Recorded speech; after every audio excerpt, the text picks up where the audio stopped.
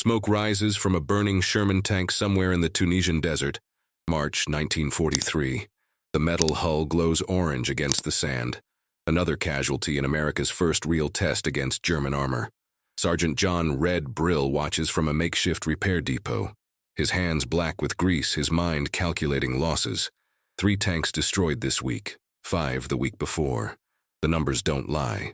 The 1st Armored Division is bleeding vehicles faster than replacement parts can arrive from the States. Red isn't thinking about strategy or grand tactics.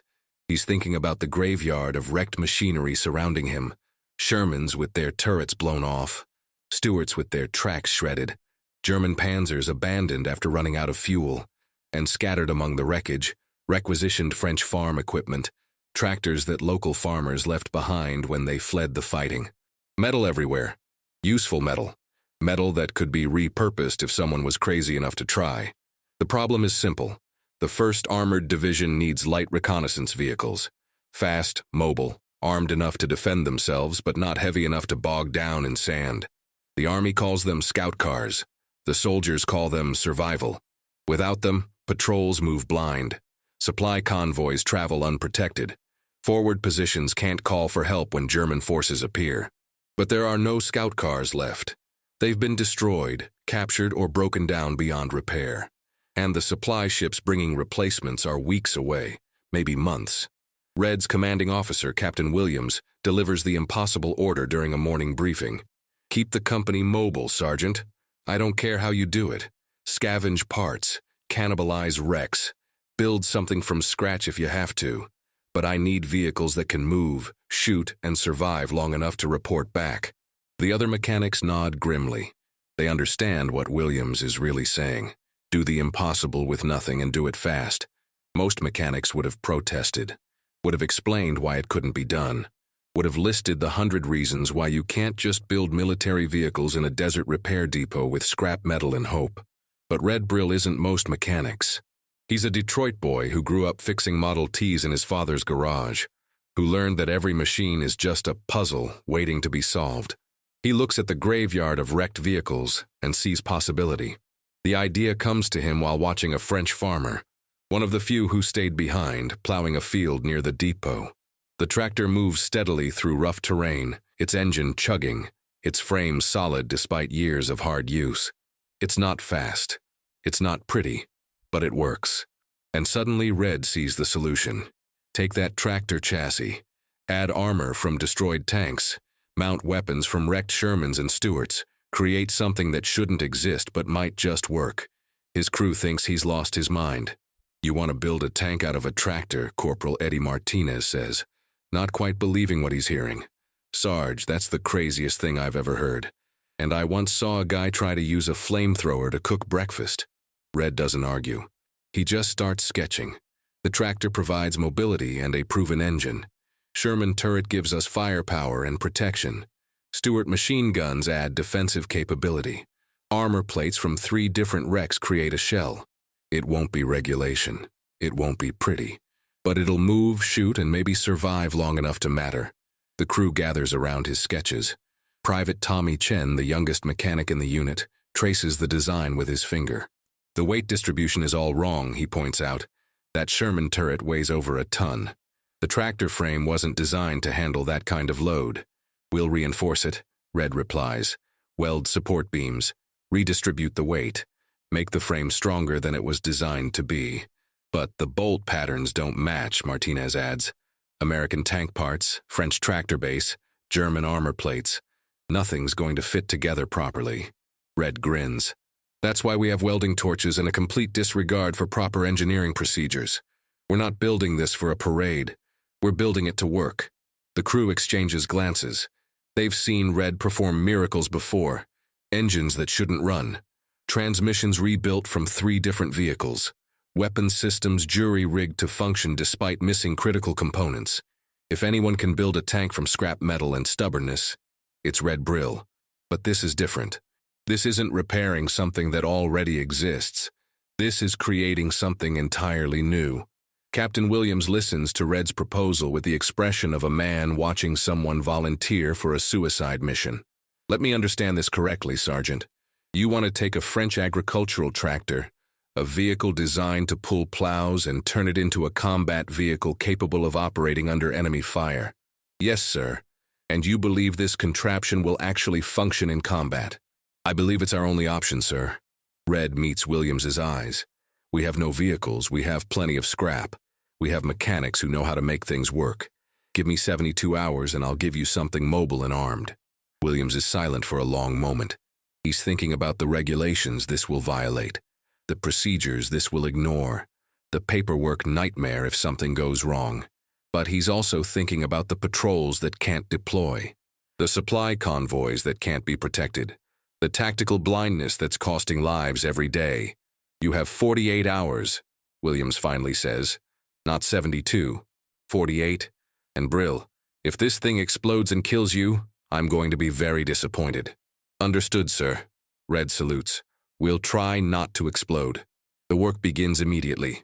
Red and his crew descend on the vehicle graveyard like scavengers, but scavengers with purpose. They need a tractor first. The French farmer who owns the nearest one isn't happy about requisition, but the American Army's need outweighs his protests. The tractor is old, pre-war, built when things were made to last. Its engine is diesel, which means it can run on the same fuel as American trucks. Its chassis is solid steel, designed to handle the stress of heavy agricultural work. It's perfect. Next comes the Sherman turret. They find one on a tank that took a direct hit to the engine compartment. The turret itself is intact, its guns still functional, its armor uncompromised. It takes 6 men and an improvised crane to lift it off the destroyed Sherman. The turret weighs over 2,000 pounds. Getting it onto the tractor chassis without proper equipment is going to be the hardest part of the entire project. Chen suggests using a combination of leverage and prayer. Red suggests using math and welding. They compromise and use both. The Stuart machine guns come from a light tank that hit a mine. The tank is a total loss, but its weapons are salvageable. 2 .30 caliber machine guns, still in working condition, complete with ammunition feeds and mounting brackets. They'll provide defensive fire and psychological deterrence. German soldiers have learned to respect American machine guns, even on a vehicle that looks like it was assembled by a drunk mechanic in a junkyard. Armor plates are everywhere. Every destroyed tank is a source of steel. They cut plates from Sherman hulls, from Stuart sides, from German panzers that got too close to American artillery. The armor is mismatched, different thicknesses, different compositions. But armor is armor. It stops bullets. It deflects shrapnel. It gives crews a chance to survive. Red's design calls for overlapping plates welded at angles, creating a shell that's more effective than its individual components. Day 1 is brutal. They work through the scorching Tunisian heat, through the cold desert night. The tractor chassis has to be stripped down to its frame, every non-essential component removed to save weight. Then comes reinforcement. They weld steel beams underneath, creating a support structure strong enough to handle the turret's weight. The math is complicated. Too much reinforcement and the vehicle becomes too heavy to move. Too little and the frame collapses under stress. Red calculates and recalculates, measuring, testing, adjusting. Martinez handles the welding. He's the best welder in the unit, capable of creating bonds that hold under stress that would break lesser work. But even he's challenged by this project. We're welding American steel to French steel to German steel, he mutters. 3 different alloys, 3 different melting points. This is going to be ugly. Ugly doesn't matter, Red replies. Strong matters. Make it strong. Martinez nods and adjusts his torch. The welds glow orange in the darkness, sparks cascading like fireworks. Chen works on the engine, trying to coax more power from the tractor's diesel motor. The vehicle is going to be heavy, much heavier than the tractor was designed to carry. They need more horsepower. Chen cannibalizes parts from a destroyed German truck, finding components that somehow fit the French engine. It's mechanical blasphemy, mixing Axis and Allied parts, but it works. The engine coughs, sputters, then roars to life with more power than it had when it left the factory. By the end of day 1, they have a reinforced chassis, a functional engine, and a growing pile of armor plates waiting to be installed. They also have doubts. Private Jackson, who's been helping cut armor plates, voices what everyone's thinking. Sarge, even if we get this thing built, what makes you think it'll actually work in combat? We're basically building a target. Red doesn't look up from his calculations. We're building a solution. Whether it's a good solution or a fatal solution, we'll find out soon enough. Day 2 begins before dawn. The turret installation is the critical task.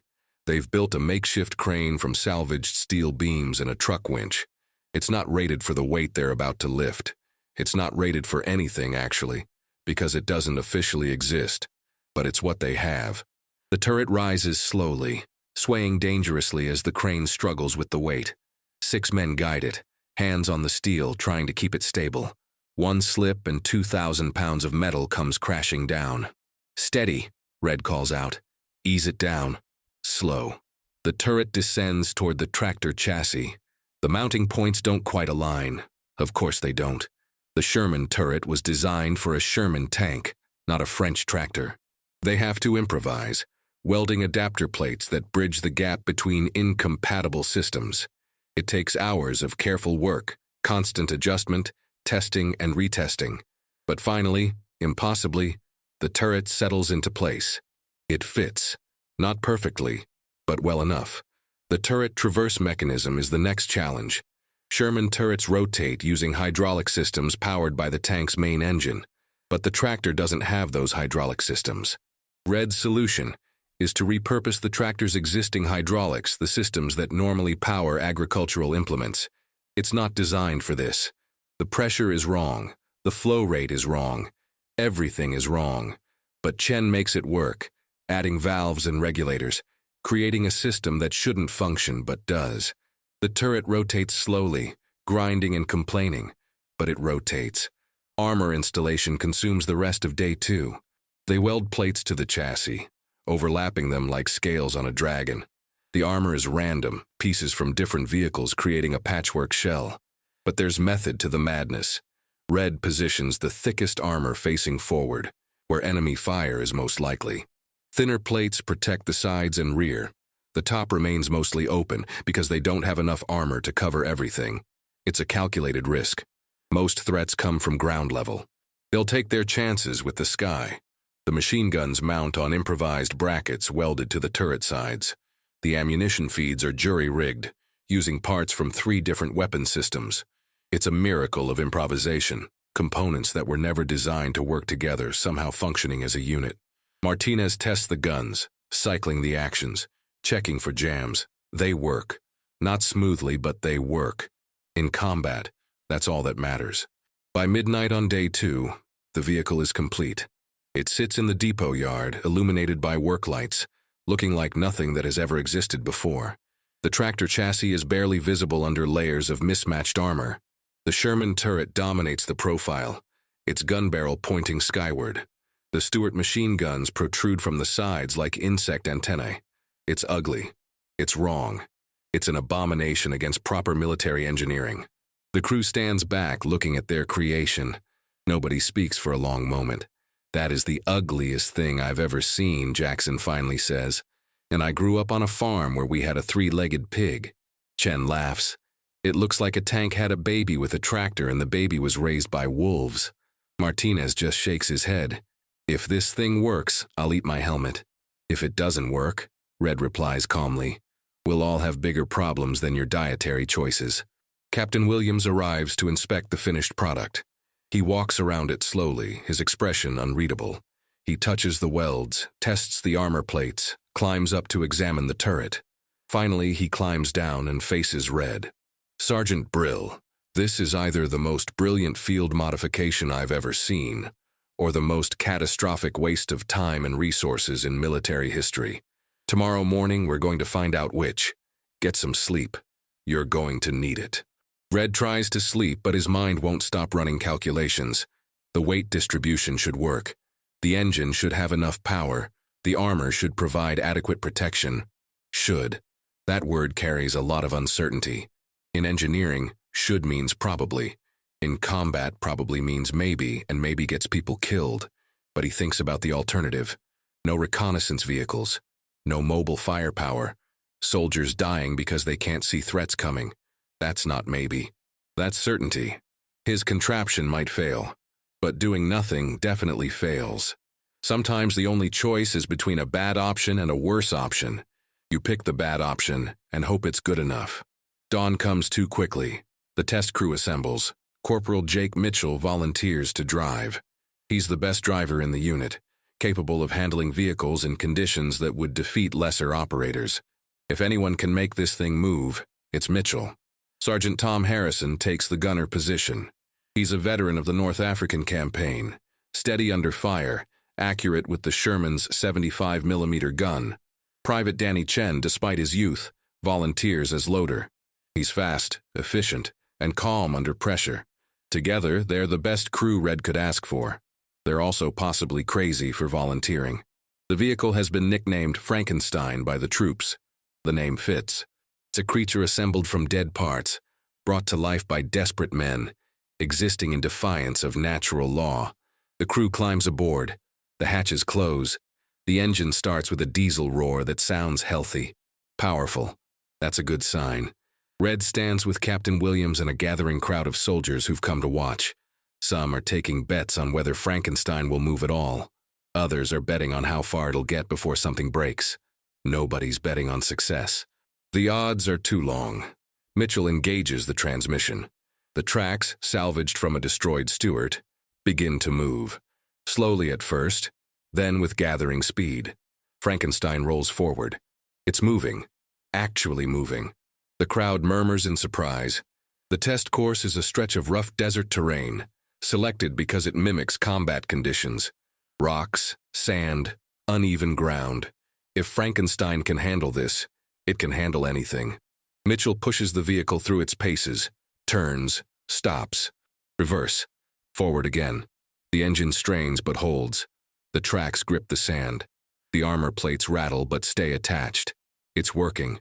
Against all logic, against all proper engineering principles, it's working. Now comes the weapons test. Harrison rotates the turret. It moves slowly, grinding, but it moves. He aims at a target, a destroyed German truck positioned 100 yards away. The 75mm gun fires. The recoil rocks Frankenstein, but the vehicle stays stable. The shell hits the target dead center, obliterating it. The crowd erupts in cheers. Red feels his knees go weak with relief. It works. His impossible idea, his mad contraption, actually works. Chen tests the machine guns, firing controlled bursts at ground targets. The guns function perfectly. Their improvised ammunition feeds cycling smoothly. Frankenstein has teeth. It can bite. Mitchell brings the vehicle back to the depot, parking it in front of Captain Williams. The crew emerges, grinning. "Sir," Corporal Mitchell reports, "this vehicle handles like a drunk elephant, sounds like a dying tractor, and looks like something from a nightmare. But it moves, it shoots, and it's better than nothing." Williams nods slowly. Better than nothing is exactly what we need right now. He turns to Red. "Sergeant, how many of these can you build? And how fast?" "Sir, with more welders and access to more scrap, we could modify vehicles at a rate of maybe 1 every 3 days. "That's not fast enough," Williams says. "I'm getting you 10 welders and priority access to every piece of scrap metal in the depot. I want 5 of these things built by the end of next week. And Brill, you're coming on the first combat test. Tomorrow, we're taking Frankenstein against a real German position." Red's stomach drops. He'd hoped to stay back, to keep building, to avoid the actual fighting. But Williams is right. He needs to see his creation in combat. Needs to understand how it performs under fire. Needs to identify problems that only reveal themselves when people are trying to kill you. "Understood, sir. I'll be ready." That night, Red inspects every weld on Frankenstein. He checks the engine, tests the turret traverse, examines the armor plates. Everything looks solid, but combat has a way of finding weaknesses that testing misses. He thinks about the crew who'll be riding with him tomorrow. Good men who trust his engineering. If he made a mistake, if there's a flaw in his design, they'll pay the price. Private Chen finds him working late. "Can't sleep, Sarge?" "Too much to think about, Chen. Tomorrow we find out if I'm a genius or a murderer." Chen sits down beside him. "You know what I think? I think you're a mechanic who saw a problem and fixed it. Maybe it works perfectly. Maybe it needs improvements. Either way, you tried. That's more than most people do." Red wants to believe that. But belief doesn't stop bullets. Only armor stops bullets, and his armor is a patchwork of mismatched plates held together by welds and hope. The mission briefing comes at 0500 hours. The target is a German strongpoint 2 miles north, blocking the advance of the entire battalion. Intelligence reports machine gun nests, anti-tank positions, and possibly a German armored vehicle. Multiple attempts to take the position have failed. Too many casualties, too much firepower. The Germans are dug in deep, using the terrain to their advantage. Frankenstein's job is simple in theory, impossible in practice. Provide mobile fire support for an infantry assault. Use the armor to protect advancing troops. Use the gun to suppress German positions. And survive long enough to make a difference. The crew loads ammunition, high explosive rounds for the main gun, belts of .30 caliber for the machine guns. They check the engine one more time. Test the radio. Make sure every system is functional. Red climbs aboard, taking position in the commander's cupola where he can observe and advise. His heart pounds, his hands shake slightly. He's not a combat soldier, he's a mechanic. But today, he's both. The column moves out at dawn. Frankenstein leads, its diesel engine rumbling. Behind it, 2 platoons of infantry, 40 men who are counting on Red's contraption to keep them alive. The approach to the German position is across open ground, exactly the kind of terrain that favors defenders. The Germans have clear fields of fire. They've had days to prepare. They're waiting. Mitchell drives carefully, keeping Frankenstein's frontal armor facing the enemy position. That's where the thickest plates are. That's where they need the most protection. The first shots come at 300 yards. German machine gun fire, bullets sparking off Frankenstein's armor. The sound inside the vehicle is deafening, like being inside a bell while someone hammers on it. But the armor holds. The bullets don't penetrate. Harrison returns fire with the main gun. High explosive rounds slam into German positions. Earth and sandbags explode. The machine gun fire slackens. Chen feeds another round. Harrison fires again. The infantry advances behind Frankenstein, using the vehicle as a moving shield. It's working. Red can barely believe it, but it's working. Then comes the real test. A German anti-tank gun opens fire. The round hits Frankenstein's frontal armor with a sound like the end of the world. The entire vehicle shudders. Inside, the crew is thrown against their restraints. Red's ears ring. Smoke fills the compartment. "Are we hit?" Mitchell shouts. "Are we penetrated?" Red checks frantically. The armor plate that took the hit is dented, cracked, but not penetrated. The weld held. The overlapping plate design distributed the impact. "They're alive." "We're good!" Red shouts back. "Keep moving." Harrison traverses the turret, searching for the anti-tank gun. "There," Chen points. Behind that ridge. Harrison fires. The round hits close, forcing the German crew to abandon their position. Frankenstein keeps advancing. More machine gun fire, more bullets sparking off armor. But nothing penetrates.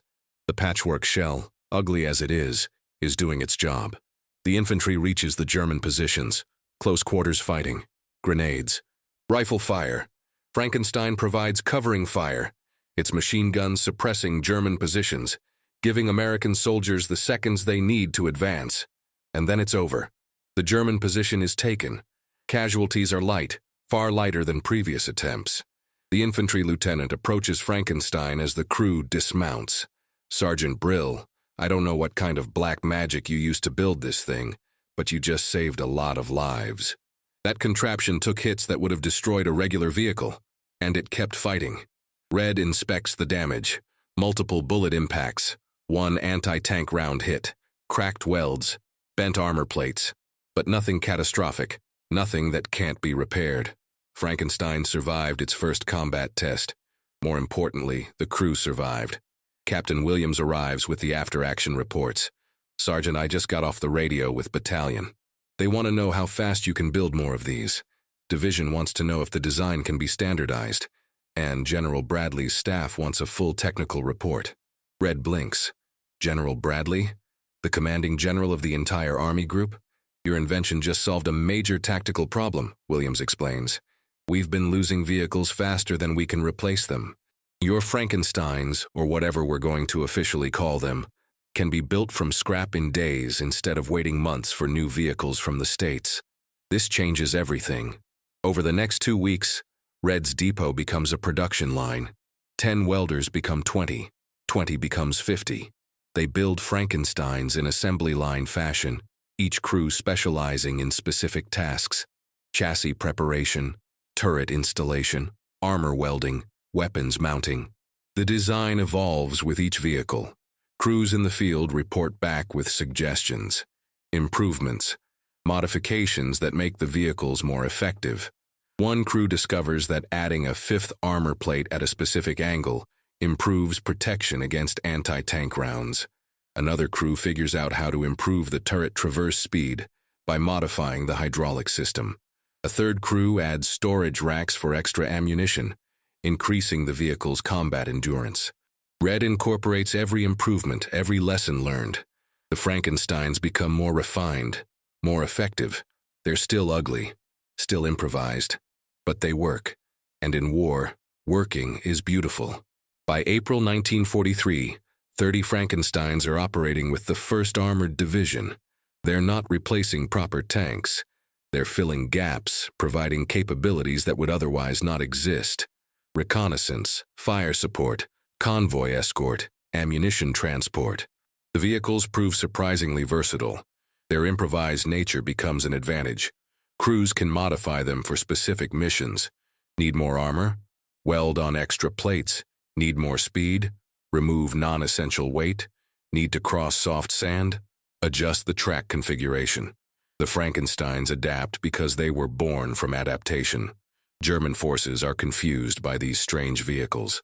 Intelligence reports captured later in the war show German officers trying to identify what they're facing. Unknown American armored vehicle type, one report reads, appears to be improvised from multiple sources. Capabilities uncertain. Recommend caution. The psychological impact is significant. German soldiers learn that American forces can create combat vehicles from wreckage, that even when their attacks succeed in destroying American armor, those destroyed vehicles become resources for new threats. It's demoralizing, but not everything is positive. Some Frankensteins suffer mechanical failures. Engines that weren't designed for combat stress break down. Welds crack under repeated impacts. Improvised systems fail in ways that proper military equipment wouldn't. 3 vehicles are lost to mechanical failures that leave their crews stranded in combat zones. 2 crews are killed when their Frankenstein's ammunition storage, improperly designed, detonates after taking fire. Red takes each loss personally. He reviews every failure, identifies every flaw, makes improvements to prevent the same failures in future vehicles. But he can't escape the guilt. Men died in vehicles he designed. Yes, more men would have died without those vehicles. Yes, the overall impact is positive. But that doesn't change the fact that his engineering decisions, his compromises, his mistakes, cost lives. Captain Williams finds him one night, sitting alone, staring at reports of a Frankenstein that burned after its fuel system, improperly shielded, took a bullet. You can't save everyone, Brill, Williams says quietly. You know that. I know, Red replies. But I can do better. I can design better. I can make these things safer. You're one mechanic working with scrap metal in a war zone, Williams points out. You're not a team of engineers with unlimited resources and testing facilities. You're doing the impossible with nothing. Some failures are inevitable. That doesn't make them acceptable, Red says. Williams doesn't argue. He just sits beside Red in silence. Both men understand that war is full of impossible choices, that sometimes the best option still costs lives, that you do what you can and live with the consequences. By May 1943, the North African campaign is reaching its conclusion. German and Italian forces are being pushed into an ever-shrinking pocket. The Frankensteins have played their part, providing mobile firepower and reconnaissance that helped maintain pressure on retreating Axis forces. Red receives orders to report to division headquarters. He arrives expecting another production meeting, another request to build more vehicles. Instead, he finds himself facing General Bradley himself. The general is studying a Frankenstein parked outside headquarters, walking around it, examining the welds, the armor, the improvised systems. Sergeant Brill, Bradley says without preamble, "This is the ugliest vehicle I've ever seen." "Yes, sir," Red replies. "But it works, sir. Bradley smiles. That's exactly what I like about it. We've been trying to fight this war with perfect solutions, perfect tanks, perfect tactics, perfect logistics. But war isn't perfect. War is messy and improvised and desperate. Your Frankensteins understand that. They're messy and improvised and desperate. And they work. The general pulls out a folder. I'm authorizing a commendation for you, Sergeant. Legion of Merit for technical innovation under combat conditions. I'm also authorizing a field promotion to technical sergeant. And I'm assigning you to an engineering evaluation team. We want you to travel to other units, see what other problems need solving. Apply your particular brand of creative thinking. Red doesn't know what to say. He's just a mechanic. He built some vehicles because they were needed. He doesn't feel like he deserves medals and promotions. Sir, I just did what needed doing. That's exactly why you deserve recognition, Bradley replies. Most soldiers wait for orders. You saw a problem and fixed it. That's the kind of initiative that wins wars. The war in North Africa ends in May 1943 with the surrender of Axis forces. The Frankensteins, having served their purpose, are mostly scrapped. A few are preserved as examples of field expedient engineering. One is sent back to the United States for study by Army engineers. Red watches as his creations are dismantled, their parts recycled for other uses. It feels strange. These vehicles that seemed so important, that saved lives and changed tactics, are now just scrap metal again. The cycle complete. But the lessons learned from the Frankensteins influence American tank design for the rest of the war. The importance of field modifications, the value of adaptable systems, the recognition that soldiers in combat zones often understand their needs better than engineers thousands of miles away. Future American tanks are designed with modification in mind, with attachment points for field-added armor, with systems that can be easily accessed and repaired. Red's improvised approach becomes doctrine. He spends the rest of 1943 traveling to different units, observing, advising, helping solve problems. He's not building Frankensteins anymore. He's teaching the Frankenstein philosophy, the idea that problems can be solved with available resources if you're willing to think creatively. That perfect is the enemy of good enough. That sometimes the best solution is the one you can implement today, not the ideal solution you might implement next year. In Italy, he helps a maintenance unit create improvised bridge layers from destroyed tanks. In England, preparing for the invasion of France, he advises on modifications to amphibious vehicles. Everywhere he goes, he sees the same pattern. Soldiers facing problems, resources available, solutions waiting to be discovered. By 1944, Red is back in the States, assigned to a training facility where new mechanics learn their trade. He teaches them technical skills, but more importantly, he teaches them to think, to see problems as opportunities, to understand that regulations and manuals are guides, not prisons, that sometimes the right answer isn't in any book. It's in your head, waiting to be discovered. One young mechanic asks him during a class, "Sergeant, how did you know your Frankenstein would work? How did you have the confidence to try something so crazy?" Red thinks about that question. The honest answer is that he didn't know. He hoped, he calculated, he believed, but he didn't know. "I didn't know," he finally says. "I just knew that doing nothing definitely wouldn't work. So I tried something. Maybe it would work, maybe it wouldn't. But trying gave us a chance. Not trying guaranteed failure." The young mechanics absorb this lesson. Some of them will go on to create their own field expedient solutions, their own Frankensteins. Improvised vehicles and weapons and systems that solve problems nobody anticipated. They'll carry forward the philosophy that Red Brill demonstrated in a Tunisian desert. That ingenuity matters, that creativity saves lives, that sometimes the best weapon is the one you build yourself. Red Brill never becomes famous outside military circles. His name doesn't appear in history books. The Frankensteins are footnotes, interesting examples of field expedient engineering, but not major weapon systems. He's fine with that. He never wanted fame. He wanted to solve problems, to help his fellow soldiers, to make a difference in whatever small way he could. After the war, he returns to Detroit, back to fixing cars and trucks, back to the work he loves. The skills that made him a wartime innovator serve him well in peace. He's good at his job, good at seeing how things work, good at fixing what's broken. He never talks much about the war. When people ask, he deflects. I was a mechanic, fixed some tanks, nothing special. He doesn't mention the Frankensteins, doesn't mention the medals, doesn't mention that his improvised vehicles changed tactics and saved lives. It's not modesty exactly. It's more that he sees his wartime work as just that.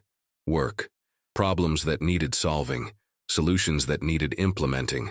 Nothing heroic, just necessary. His wife eventually learns the full story, not from Red, but from a letter sent by one of his former crew members. The letter describes how Red's Frankenstein saved the writer's life during a German ambush, how the improvised armor stopped rounds that would have killed everyone inside, how Red's crazy idea turned out to be genius.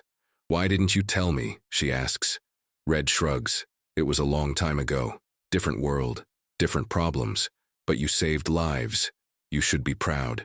I am proud of the work, Red says carefully, but I'm not proud of what it was for. War is about killing. I made tools that helped kill people.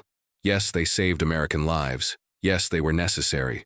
But I'd rather focus on fixing things now, on building instead of destroying. In 1968, a military historian contacts Red. He's writing a book about improvised weapons and vehicles in World War II. The Frankensteins are going to be a chapter. He wants to interview Red, get the full story from the source. Red agrees reluctantly. The interview takes place in his garage, surrounded by the tools of his trade. The historian asks about design decisions, about engineering challenges, about combat performance. Red answers honestly, technically, without drama. He describes problems and solutions, calculations and compromises, successes and failures. The historian is fascinated. Mr. Brill, do you understand how significant your invention was? You solved a critical tactical problem with scrap metal and ingenuity. You demonstrated that American soldiers could outthink their enemies even when outgunned. Your Frankensteins became symbols of American adaptability. Red considers this. I was just a mechanic who saw a problem.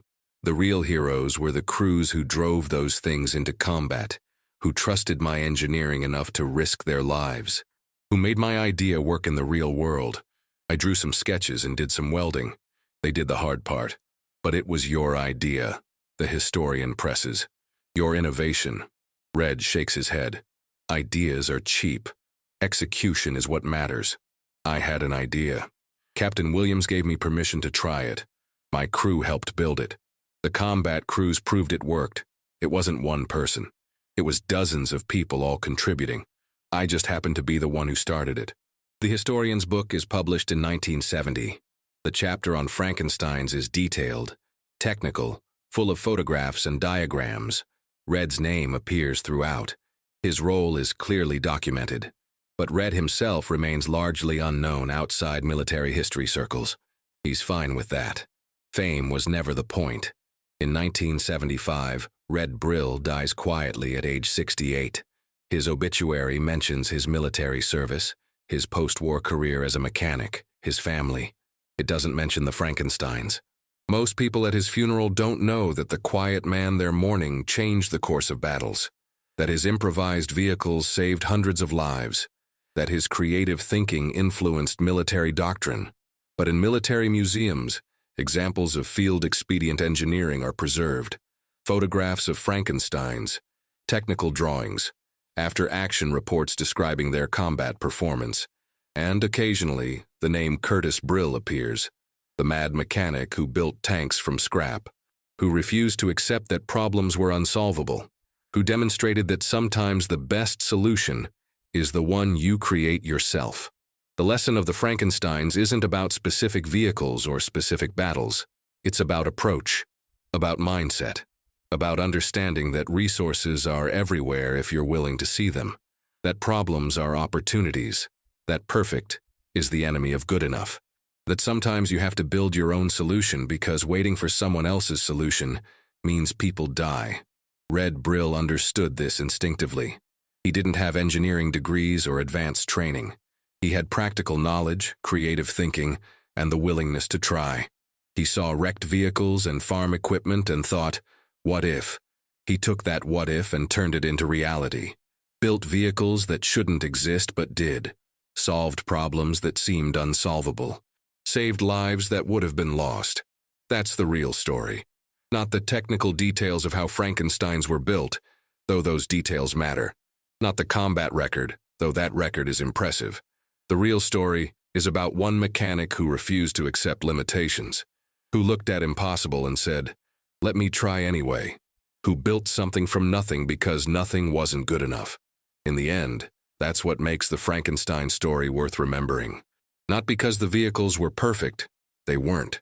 Not because they won the war, they didn't. But because they demonstrated something fundamental about human ingenuity, that when faced with impossible problems, creative people find solutions, that resources exist in unexpected places, that sometimes the answer isn't in the manual, it's in your head, waiting to be discovered. Brill discovered that answer in a Tunisian desert in 1943. He built tanks from tractors and scrap metal. He turned wreckage into weapons. He proved that impossible just means nobody's tried hard enough yet, and in doing so, he saved lives, changed tactics, and left a legacy that extends far beyond the vehicles he built. The legacy of creative problem-solving, of refusing to accept defeat, of building your own solutions when the world tells you solutions don't exist. That's the lesson of the mad mechanic and his Frankensteins. That's the story worth telling. If you enjoyed this story of incredible ingenuity and determination, make sure to subscribe to the channel so you don't miss more amazing stories like this. Hit that like button if you appreciate learning about the unsung heroes who changed history with nothing but creativity and courage. And drop a comment below. What do you think? Could one simple idea really change the course of a war? Or do you know other stories of battlefield innovations that deserve to be told? Share your thoughts. I'd love to hear from you.